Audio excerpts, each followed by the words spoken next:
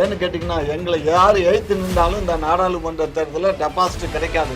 யார் எதிர்த்து நின்றாலும் ஆமா டெபாசிட் கிடைக்காது. நம்ம வரலாறு நம்மளும் டெபாசிட் இழந்திருக்குமே. ஆமா, அது நான் இல்லைன்னு சொல்லலையே. தேர்தல் களங்கிறது அந்தந்த கூட்டணி அமையறத பொறுத்து இருக்கு. ரெண்டாவது, மக்களுக்கு என்ன சேவை செய்திருக்கோங்கிறது இருக்கு.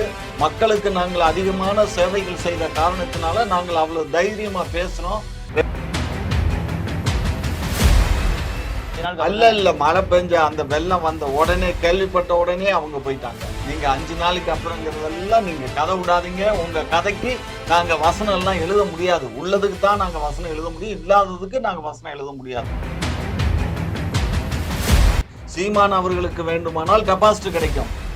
ஆனால் அனைத்து இந்திய அண்ணா திராவிட முன்னேற்ற கழகத்துக்கு டெபாசிட் கிடைக்காது. முதல்ல அதை புரிஞ்சுக்கோங்க. சீமானுக்கு கிடைக்கும்னு சொல்றீங்க, ஆனா இன்னொரு பெரிய திராவிட கட்சினா அதிமுக கிடைக்காது. காரணம் என்னன்னு கேட்டீங்கன்னா, மக்களுக்கு கடந்த 10 ஆண்டு காலத்துல அவங்க பண்ண சதி. இன்றைக்கு எடப்பாடி ஐயா அவருடைய மூஞ்சிய காட்டி எல்லாம் ஓட்டு யாரும் மக்கள் போட மாட்டாங்க. கடந்த தேர்தலில் கூட போட்டதுக்கு காரணம் என்னன்னா, அது வேற பணமழை பொழிந்த காரணத்தினால தான் அவர்களுக்கு அந்த வாக்குகள் கிடைத்து சட்டமன்றத்தில் அவர் எதிர்க்கட்சி தலைவராக அமர முடிந்ததே தவிர அதிமுக நாங்க முடிச்சு வச்சு அதை திறப்பு விழா ஒழுங்கா முடிக்கலன்னு சொல்றாங்க. ஒழுங்கா முடிக்கலன்னு எந்த கூமுட்ட சொன்னா? இங்க பாரு, சட்டமன்றத்துல நேற்று முந்தா நாள் எல்லாம் நடந்த இதெல்லாம் விவாதத்தை பாக்கலையா? எங்களுடைய இங்க பாருக்கண்ணு, எங்களுடைய மாண்புமிகு அமைச்சர்களே வாங்க, நேரடியா வாங்க, எதிர்கட்சி தலைவர் வாங்க, குறை சொல்றவங்க எல்லாம் வாங்க. இங்க பாருக்கண்ணு, ஒரு விஷயம் நல்லா புரிஞ்சுக்கோங்க. இரவு 12 மணியிலிருந்து 4 மணி வரை பஸ் இரவு பஸ் 1-2 பஸ் தான் இயக்கப்படும். அது எங்கேயும் உள்ள வழக்கம் தான். இன்னைக்கு நேரத்துல வருஷம் பூரா அப்படித்தான். அந்த காலகட்டத்துல போயிருக்காங்க கிளம்பாக்கம் பஸ் ஸ்டாண்டுக்கு. ஆனா அங்க யாருமே பஸ்ஸே இல்லைன்னு குற்றச்சாட்டு வைக்கிறாங்களே. நீங்க இரவுக்கு போயிட்டீங்க பாருங்க. பஸ்ஸே இல்லைன்னா அந்த பஸ் எல்லாம் அப்ப என்னாச்சு? எல்லாத்தையும் நாங்களும் கேட்கிறோம், மக்களும் கேட்கறாங்க. அப்ப கிளம்பாக்கத்துல இருந்து ஏறி சென்ற மக்கள் எல்லாமே திமுக தான் ஓட்டு போடுவாங்க. திமுகவுக்கு தான். திமுகவுக்கு இல்ல, உதயசூரியனுக்கு தான் ஓட்டு. உதயசூரியன் தான் வந்தா தான் விடியலே வரும். விடியல் தர போறாரு ஸ்டாலின் தான் விடியலை தந்துகிட்டு இருக்காரு இப்ப எங்களுடைய தானை தலைவர். புகை குண்டுகளை வீசுது, தண்ணி அடிச்சு பீசுது, ராணுவத்தை கொண்டு வந்து நிப்பாட்டி இருக்கு. முள்ளுகள், அதாவது வண்டியில ஆணி ஏத்தணுங்கிறதுக்கு ஆணி படுக்கையை போட்டிருக்காங்க. பெரிய பெரிய இதுகளை கொண்டுட்டு வந்து ஏதோ அதாவது இது எப்படி சொல்றதுன்னா, ஒரு நாடு இன்னொரு நாட்டு இதை படையெடுத்து வர்றாங்கன்னா ராணுவ பாதுகாப்புக்காக இந்த மாதிரி அரண் அமைப்பாங்க. அது மாதிரி ஒரு பெரிய அரண் அமைச்சிருக்காங்க இந்த விவசாயிகளை கண்டு. அப்ப இந்த ஒன்றிய அரசு பயந்து போய் தானே இப்படி அரண் அமைச்சிருக்கு. நீங்களே பார்த்துருப்பீங்களே. நான் ஒன்றிய சார்பாக கேட்கிறேன், விவசாயிகள் குறைந்தபட்ச ஆதரவு விலை கொடுக்கணும்னு சொல்லிட்டு சட்டமா இயக்கணும்னு சொல்றாங்க. உங்க பார்வையில் அது சரியா தவறா? கண்ணே, இது தவறான தகவல். எங்க அமைச்சர்கள் பரந்தூர் விமான நிலையத்துல கடந்த ஓராண்டு காலத்துல அந்த பரந்தூர் விமான நிலையம் அங்க வருதுன்னு அறிவிச்சதுக்கு அப்புறம் யாராவது அங்க லேண்டு வாங்கி அவங்க பேர்ல டாக்குமெண்ட் ரிஜிஸ்டர் ஆயிருந்தா சொல்லுங்க. எங்க அந்த அமைச்சரை உடனடியா முதலமைச்சர்கிட்ட பேசி அதுக்கு வேண்டிய நடவடிக்கையை நான் எடுப்பேன். கவலையப்படாதீங்க. எங்க அமைச்சர்கள் அவ்வளவு மோசமான ஆட்கள் அல்ல. பாஜக தான். நான் தான் சொல்றேன் டெபாசிட் வாங்க மாட்டாருன்னு சொல்றேன். அப்புறம் பாஜக வளர்ந்துருக்கு. முள்ளுகளா வளர்ந்துருக்கு, பயிர்களா வளரல. அறுவடை செய்யக்கூடிய நெற்பயிர்களா வளராமல் களைகளாக வளர்ந்துருக்கு தமிழகத்துல. அதற்கு காரணம் என்னன்னு சொன்னா, ரகசிய டீலாவது கத்திரிக்காய் டீலாவது. என்ன அது 16 வயது பருவமங்க, இவரு 22 வயசு இளைஞர். அதனால ஒரு ரகசிய டீல் பண்ணிக்கிறாங்க. ஏன் அந்த அநியாயம் பண்றீங்க? குக்கு செய்தி நேயர்களுக்கு வணக்கம். இன்றைய சிறப்பு நேர்காணலுக்காக நம்முடன் இணைந்திருப்பவர் நாயுடு பேரவையின் தலைவர், திமுகவின் ஆதரவாளர் முனைவர் காமாட்சி நாயுடு அவர்கள். வணக்கம் சார். வணக்கங்க. நேற்று பார்த்தீங்கன்னா கனிமொழி போட்டியிடுற தொகுதி தூத்துக்குடியில் அண்ணாமலை அவர்கள் போட்டிட்டா டெபாசிட் கூட வாங்க முடியாது. சப்போஸ் டெபாசிட் வாங்கிட்டீங்கன்னா நான் கட்சியை விட்டு போயிடுறப்பான்னு சொல்லிட்டு திமுக தரப்புல சொல்லப்படுது. எப்படி சார் பாக்குறீங்க? பாக்குறதுக்கு என்னங்க இருக்கு? எங்க நிலைமை அதுதானே. ஏன்னு கேட்டீங்கன்னா, எங்களை யார் எதிர்த்து நின்றாலும் இந்த நாடாளுமன்ற தேர்தலில் டெபாசிட் கிடைக்காது. யார் எதிர்த்து நின்றாலும் ஆமா டெபாசிட் கிடைக்காது. நம்ம வரலாறு நம்மளும் டெபாசிட் இழந்திருக்குமே. ஆமா, அது நான் இல்லைன்னு சொல்லலையே. தேர்தல் களங்கிறது அந்தந்த கூட்டணி அமையறத பொறுத்து இருக்கு. ரெண்டாவது, மக்களுக்கு என்ன சேவை செய்திருக்கோங்கிறது இருக்கு. மக்களுக்கு நாங்கள் அதிகமான சேவைகள் செய்த காரணத்தினால நாங்கள் அவ்வளவு தைரியமா பேசுறோம். ரெண்டாவது இன்னைக்கு கனிமொழி மேடம் பேசுறாங்க அப்படின்னு சொன்னா அந்த வெள்ளத்துல அவங்க வெள்ள நிவாரணம் பண்ணும்போது எப்படி எல்லாம் ஓடி ஆடி பண்ணுனாங்கிறத மக்கள் பார்த்தாங்கல்ல. மக்களும் பார்த்தாங்க சார். நிறைய பேர் சாப்பாடே இல்லாம இருந்தா சொல்லப்படுது. சாப்பாடு இல்லாம இருந்தவங்களுக்கு தானே சாப்பாடு கொடுத்தாங்கல்ல. பஸ்ல போய் கொடுத்தாங்க, ஆட்டோல போய் கொடுத்தாங்க, ரிக்ஷால போய் கொடுத்தாங்க, எல்லா வண்டியில கட்ட வண்டியில கூட ஏறி பிரயாணம் பண்ணி மக்களை கொண்டு 5 நாளுக்கு அப்புறம் தானே சார்? 5 நாளுக்கு அல்ல இல்ல மழை பெஞ்ச அந்த வெள்ளம் வந்த உடனே கேள்விப்பட்ட உடனே அவங்க போயிட்டாங்க. நீங்க 5 நாளைக்கு அப்புறங்கிறதெல்லாம் நீங்க கதை விடாதீங்க. உங்க கதைக்கு நாங்க வசனம் எல்லாம் எழுத முடியாது. உள்ளதுக்கு தான் நாங்க வசனம் எழுத முடியும், இல்லாததுக்கு நாங்க வசனம் எழுத முடியாது. Okay sir. இந்த எலெக்ஷனை தெரிஞ்சிடும், மக்கள் ஓட்டு போடுவாங்கல்ல, அப்பயே தெரிஞ்சிடும் கண்டிப்பா இல்லையான்ட்டு. கண்டிப்பாங்க பார்க்கத்தான் போறீங்க. இங்க பாருங்க, ஒரு விஷயம் நல்லா புரிஞ்சுக்கோங்க. பாரதிய ஜனதா கட்சியின் சார்பாக திரு அண்ணாமலை இல்ல வேற எந்த மலை போட்டி போட்டாலும் டெபாசிட் கிடைக்காது. அதே போன்று மற்ற கட்சிகளும் அனைத்து இந்திய அண்ணா திராவிட முன்னேற்ற கழகமும் சரி, அல்லது நாங்களுடைய மாண்புமிகு திரு சீமான் அவர்களாக இருந்தாலும் சரி, சீமான் அவர்களுக்கு வேண்டுமானால் டெபாசிட் கிடைக்கும். ஆனால் அனைத்து இந்திய அண்ணா திராவிட முன்னேற்ற கழகத்துக்கும் டெபாசிட் கிடைக்காது. முதல்ல அதை புரிஞ்சுக்கோங்க. சீமானுக்கு கிடைக்குன்னு சொல்றீங்க, ஆனா இன்னொரு பெரிய திராவிட கட்சினா அதிமுக கிடைக்காது. காரணம் என்னன்னு கேட்டீங்கன்னா, மக்களுக்கு கடந்த 10 ஆண்டு காலத்துல அவங்க பண்ண சதி வலை ரொம்ப அதிகம். அதனால அவங்க மக்களுடைய தீர்ப்பே மகேசன் தீர்ப்புன்னு அண்ணா சொன்னதுபடி நடக்கும். ஏன்னா அன்றைக்கு ஜெயலலிதாங்கிற ஒரு பிம்பத்தை வச்சு, எம்ஜிஆருங்கிற பிம்பத்தை வச்சு தான் ஓட்டு வாங்க முடிஞ்சதே தவிர, இன்றைக்கு எடப்பாடி ஐயா அவருடைய மூஞ்சியை காட்டியெல்லாம் ஓட்டு யாரும் மக்கள் போட மாட்டாங்க. கடந்த தேர்தலில் கூட போட்டதுக்கு காரணம் என்னன்னா, அது வேற பணமழை பொழிந்த காரணத்தினால தான் அவர்களுக்கு அந்த வாக்குகள் கிடைத்து சட்டமன்றத்திலே அவர் எதிர்க்கட்சி தலைவராக அமர முடிந்ததே தவிர வேறொன்றும் இல்லை. கடைசி 10 வருடமா அதிமுகவோட ஆட்சி நீங்க விமர்சனம் பண்றீங்க. ஆனா கடைசி இப்போ 3 வருஷமா நீங்க நடத்திட்டு இருக்க ஆட்சி, கிளம்பாக்கத்துல இருந்து ஓட்டு ஏறி போறவங்க யாருமே திமுக ஓட்டு இல்லைன்னு சொல்லிட்டு போறாங்களாம். அது என்ன கதை? கண்ணு, ஒரு விஷயம் நல்லா புரிஞ்சுக்கோங்க. அதாவது அந்த கீழம்பாக்கத்துல யாரு அதுக்கு அடிக்கல் நாட்டினது, யாரு அதை எல்லாம் வேலை பண்ணது? அதிமுக. நாங்க முடிச்சு வச்சு அதை திறப்பு விழா ஒழுங்கா முடிக்கலன்னு சொல்றாங்க. ஒழுங்கா முடிக்கலன்னு எந்த கூமுட்ட சொன்னா? இங்க பாரு, சட்டமன்றத்துல நேற்று முந்தா நாள் எல்லாம் நடந்தது இதெல்லாம் விவாதத்தை பாக்கலையா? எங்களுடைய இங்க பாருக்கண்ணு, எங்களுடைய மாண்புமிகு அமைச்சர்களே வாங்க, நேரடியா வாங்க, எதிர்கட்சி தலைவர் வாங்க, குறை சொல்றவங்க எல்லாம் வாங்க. ரிலீஸ் பண்ணாங்க சார் சேனல்ல இருந்து. மக்கள் கதறத பாருக்கண்ணு, ஒரு விஷயம் நல்லா புரிஞ்சுக்கோங்க. இரவு 12 மணில இருந்து 4 மணி வரை பஸ் இரவு பஸ் 1-2 பஸ் தான் இயக்கப்படும். அது எங்கேயும் உள்ள வழக்கம் தான். இன்னைக்கு நேரத்துல வருஷம் பூரா அப்படித்தான். அந்த காலகட்டத்துல 9 மணிக்கே போயிருக்காங்க கிளம்பாக்கம் பஸ் ஸ்டாண்டுக்கு. ஆனா அங்க யாருமே பஸ்ஸே இல்லன்னு குற்றச்சாட்டு வைக்கிறாங்களே. நீங்க இரவுக்கு போயிட்டீங்க பாருங்க. பஸ்ஸே இல்லைன்னா அந்த பஸ் எல்லாம் அப்ப என்னாச்சு? எல்லாத்தையும் நாங்களும் கேக்குறோம், மக்களும் கேக்குறாங்க. அதெல்லாம் ஒண்ணும் இல்ல. இப்ப புதுசா இன்னைக்கு நாங்க வாங்குற 4000 பஸ்ல அட்வான்ஸா இப்ப ஒரு 100 பஸ் இறக்கிட்டோம். பஸ் இல்லன்றதுனால பஸ் வாங்குறீங்க. அதாவது மக்களுக்கு இந்த சனி ஞாயிறு விடுமுறை நாட்கள்ல தான் கூட்டம் அதிகமா வரும். அதனால இன்னைக்கு வெள்ளிக்கிழமை எல்லாம் வெளியூர் போவாங்க. வெள்ளி சனி ஞாயிறு இந்த 3 நாளைக்கு அவசரமே இன்னைக்கு ஒரு 100 பஸ் அடிஷனல் ஏற்கனவே இருக்க பஸ் இருக்கு. அது தவிர இன்னைக்கு ஒரு 100 பஸ் நாங்க அடிஷனலா இறக்கி இருக்கோம். அப்ப கிளம்பாக்கத்துல இருந்து ஏறி சென்ற மக்கள் எல்லாமே திமுக தான் ஓட்டு போடுவாங்க. திமுகவுக்கு தான். திமுகவுக்கு இல்ல, உதயசூரியனுக்கு தான் ஓட்டு. உதயசூரியன் தான் வந்தா தான் விடியலே வரும். விடியல் தர போறாரு ஸ்டாலின் தான் விடியலை தந்துகிட்டு இருக்காரு இப்ப எங்களுடைய தானை தலைவர். நீங்க பேசும்போது சொல்லியிருந்தீங்க சீமான் அவர்களுக்கு டெபாசிட் வாங்குவார் சொல்லியிருந்தீங்க. ஆனா பாத்தீங்கன்னா இப்ப சின்னமே இல்லாத அளவுக்கு ஆயிடுச்சு ராம் தமிழர். சின்ன இல்லைன்னு எந்த முட்டாளு சொன்னான்? ஏதோ அவன் கர்நாடகால இருக்கக்கூடிய ஆளு இந்த தேர்தலில் அவன் வாங்கியிருக்கான், அவனுக்கு அதை ஒதுக்கீடு பண்ணியிருக்காங்க. எங்க சின்னம் நல்லா புரிஞ்சுக்கோங்க. இந்த சின்னம் இவருக்கு சீமான் அவர்களுக்கு அவர்களுடைய சின்னம் பெற்ற கட்சியாக இல்லை. அது இந்த நிமிஷம் வரை அது ரிஜிஸ்டர்ட் பொலிட்டிக்கல் பார்ட்டி, அவ்வளவுதான். அது சுயேட்சை சின்னம் தான். அந்த சின்னம் சுயேட்சை சின்னம். ஆனா ஒரே சின்னத்துல எல்லா இடங்கள்லயும் போட்டி போடுறதுக்கு அனுமதி கொடுத்தாங்க. அதுக்கு இவர் தேர்தல் ஆணையத்துல ஒரு கடிதம் கொடுத்தாரு. அந்த கடிதத்தினுடைய அடிப்படையில கொடுத்தாங்க. இப்ப நான் என்ன சொல்றேன் அப்படின்னா, இப்ப அது கர்நாடகத்தான் ஒதுக்கியிருக்காங்க, தமிழ்நாட்டுக்கு யாருக்கும் ஒதுக்கல. அதனால தமிழ்நாட்டுக்கு எங்களுக்கு அந்த சின்னத்தை கொடுங்கன்னு சொல்லி திரு சீமான் அவர்கள் கேட்டாருன்னா கண்டிப்பா கிடைக்கும். அப்படி அவங்களுக்கு வாங்க முடியலன்னு சொன்னா அது என்னடா அணுகுனால் கூட நானே வாங்கி கொடுத்துருவேன். நீங்களே வாங்கி கொடுத்துருவீங்க? கண்டிப்பா. உங்களுக்கு அந்த அளவுக்கு பவர்ஃபுல் இருக்கா? கண்டிப்பா. ஓகே, அப்ப காமாட்சி நாயுடு அவர்கள் தேர்தல் ஆணையத்துல போயிட்டு சீமானுக்காக சின்னத்தை வாங்கி கொடுத்துருவோம் எடுத்துக்கலாம். டெஃபினட்டா. இதுல என்னங்க தம்பி, ஒருத்தருக்கு ஒருத்தர் உதவி தானே பண்ண போறோம். உதவி பண்றது தானே மனித இயல்பு. சொல்லுங்க. ஓகே, அப்போ இப்ப பாத்தீங்கன்னா இது தொடர்ந்து தற்பொழுது டெல்லியில வந்து விவசாயிகள் போராட்டம் நடத்திட்டு இருக்காங்க. ஆனா தமிழகத்திலிருந்து விவசாயிகள் போகாமலே இருக்காங்களே ஏன் அது? தமிழகத்துல இருந்தா பாண்டியன் போய் எட்டி பார்த்தாரு முயல் குட்டி மாதிரி, பாக்கலையா நீங்க? பட் அங்கதான் அதிக விவசாயிகள் போராடுறாங்க. கண்ணு, தமிழ்நாட்டுல நீங்க நல்லாட்சி நடக்குதோ? நல்ல ஒரு விஷயம் புரிஞ்சுக்கோ. டெல்லிக்கு பக்கத்துல பஞ்சாப், டெல்லிக்கு பக்கத்துல ஹரியானா, எல்லாம் பார்டர். டெல்லியினுடைய பார்டர் தான் அவங்க எல்லாமே.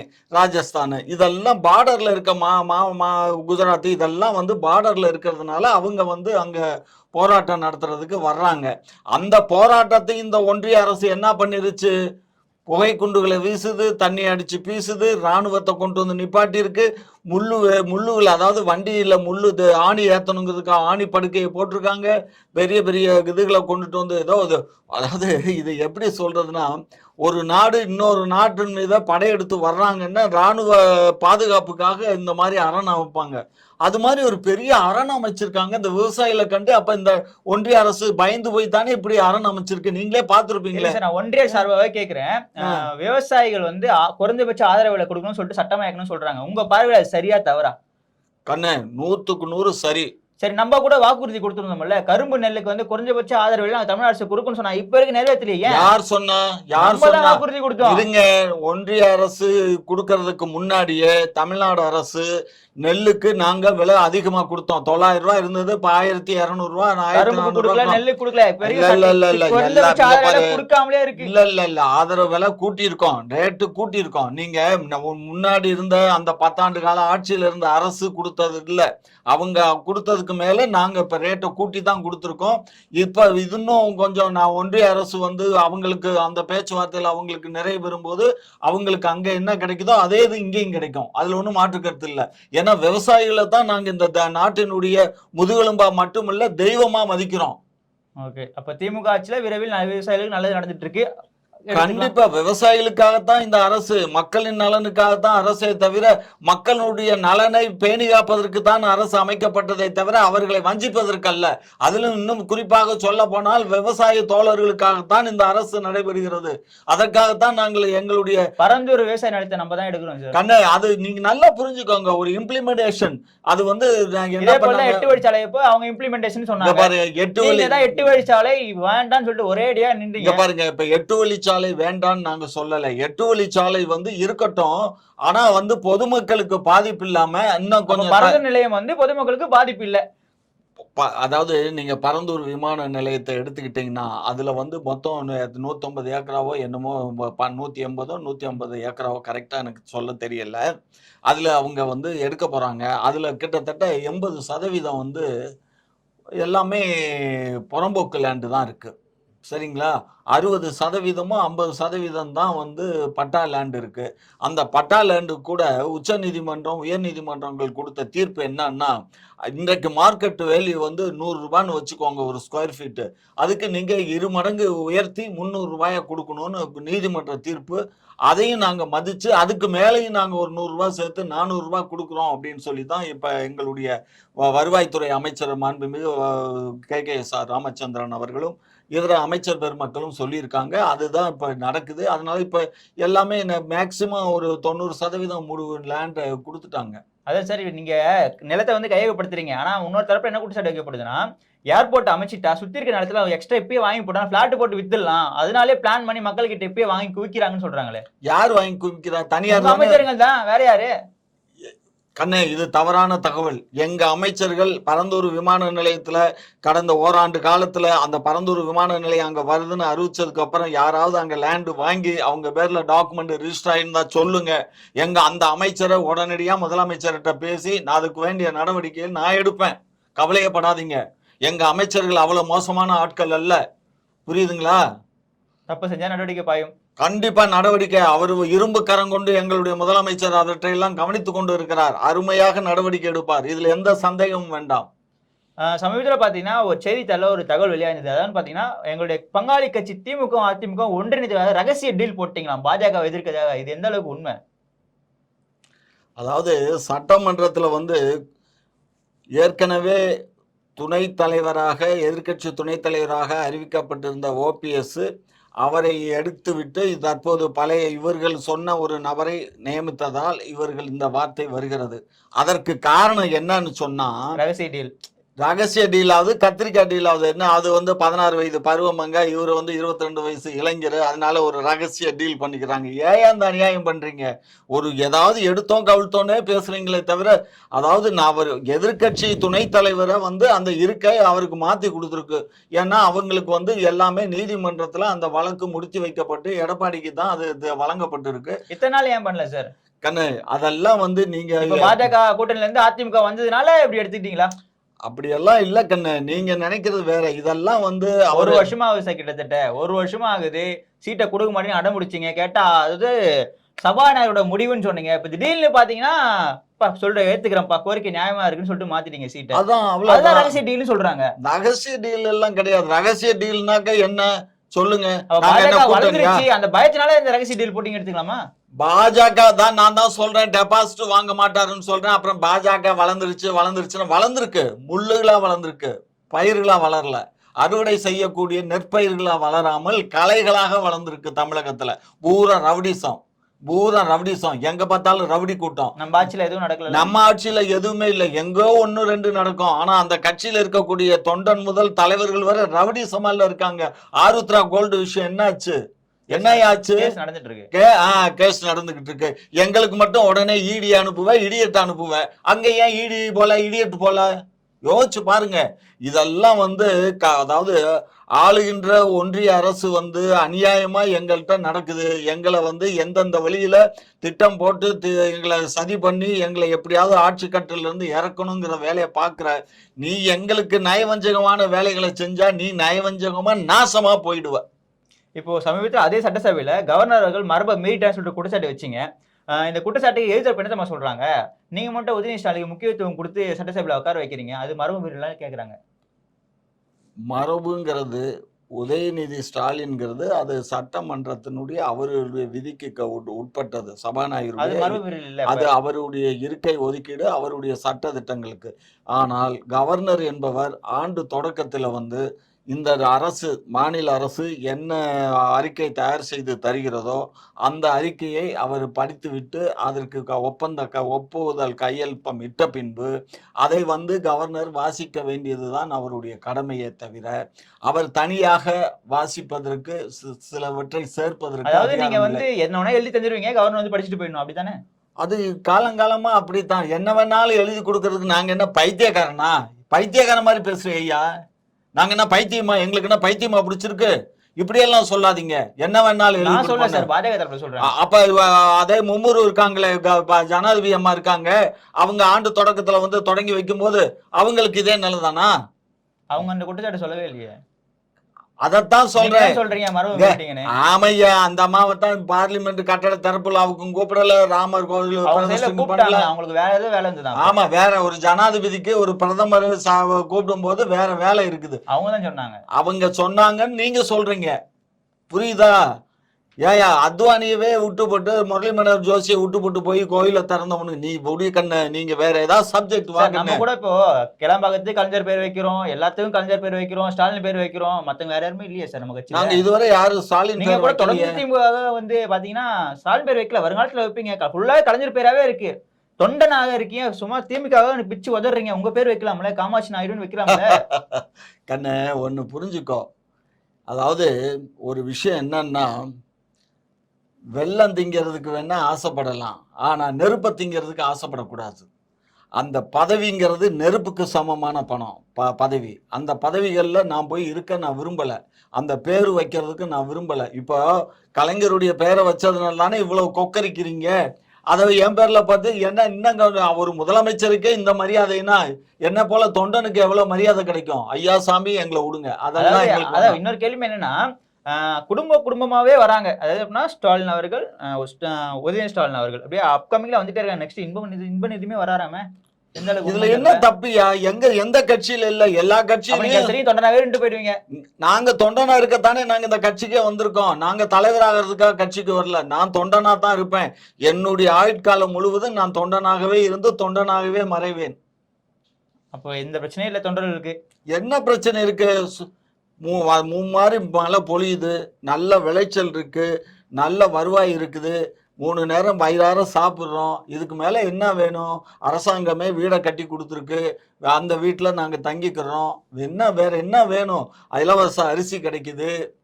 ரேஷன் பொருள்கள் நிறைய கிடைக்குது குறைவான விலைக்கு. இதுக்கு மேல என்ன வேணும் எங்களுக்கு? பெண்களுக்கு இலவச பஸ் இருக்குது. பள்ளிக்கு போற குழந்தைகளுக்கு இலவசம் இருக்கு. காலையில பள்ளிக்கூடங்கள்ல காலை உணவு டிஃபன் குடுக்குது. மதியான உணவு குடுக்குது. பஸ் இதுக்கு மேல என்ன இருக்கு? சொல்லியிருந்தீங்க. சமயத்துல பார்த்தேன். ஒரு பஸ்ல ஓட்ட விழுந்துருச்சு. இன்னொரு பஸ்ல படிக்கட்டே இல்ல.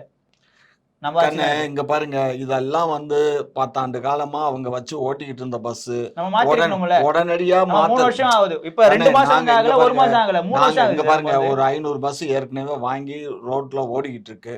இனி இப்ப ஒரு 4000 பஸ் வாங்குறோம். அது வாங்குற வரையும் இந்த பழைய பஸ்ஸுகள்லாம், ஏன்னா பழைய பஸ்ஸுல நிப்பாட்டிட்டோம்னா அவங்களுக்கு திடீர்னு ஒரு கட் ஆயிடும். அதனால அதை சரி பார்த்து ஓட்டிக்கிட்டு இருக்கோம். இந்த 4000 பஸ் வந்த உடனே எந்தெந்த பஸ் எல்லாம் நிப்பாட்டணுமோ எல்லா பஸ்ஸையும் நிப்பாட்டி எல்லாத்துக்கும் சங்கு ஊத்திடுவாங்க. தொடர்ந்து பேசுவோம். உங்களுக்கு நன்றி சார். நன்றி, வணக்கம்.